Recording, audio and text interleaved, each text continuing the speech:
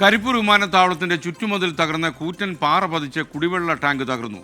ചുങ്കം സ്വദേശി ഷാഹുൽ ഹമീദിന്റെ വീട്ടിലെ കുടിവെള്ള ടാങ്കാണ് തകർന്നു പോയത്. സമീർ ബിൻ കരീം വാർത്തകളുമായി ചേരുന്നു. പറയൂ സമീർ.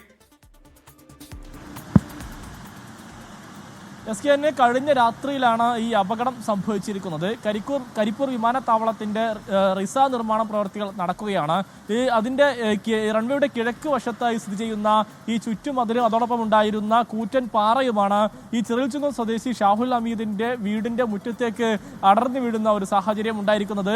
ഈ വീട്ടിലുണ്ടായിരുന്ന ഈ കുടിവെള്ള ടാങ്ക്, വാട്ടർ ടാങ്ക് പൂർണ്ണമായും തകർന്നു. അടുക്കളയുടെ ഭാഗത്തിനും കേടുപാടുകൾ സംഭവിച്ചിരിക്കുകയാണ്. ഈ ഏറെ ദിവസമായി ഈ പാറക്കല്ല് വലിയ അപകട ഭീഷണി ഉണ്ടാക്കുന്നുണ്ടായിരുന്നു. ഇതേ തുടർന്ന് പരാതിയും ഈ കുടുംബം നൽകിയിട്ടുണ്ടായിരുന്നു. പിന്നാലെ ശക്തമായ മഴ ഉണ്ടായതോടുകൂടി കുടുംബം ഈ വീട്ടിൽ നിന്നും ഈ അപകട ഭീഷണിയെ തുടർന്ന് സ്വയം മാറി താമസിക്കുകയും ചെയ്തു. അതിന് പിന്നാലെയാണ് ഇപ്പോൾ അപകടം സംഭവിച്ചിരിക്കുന്നത്. വീട്ടിൽ ആളില്ലാത്തതിനാൽ കുട്ടികളും തന്നെ പുറത്തുമുണ്ടായിരുന്നില്ല. അതുകൊണ്ട് തന്നെ വലിയൊരു അപകടമാണ് വഴിമാറിയിരിക്കുന്നത്. ഓക്കെ.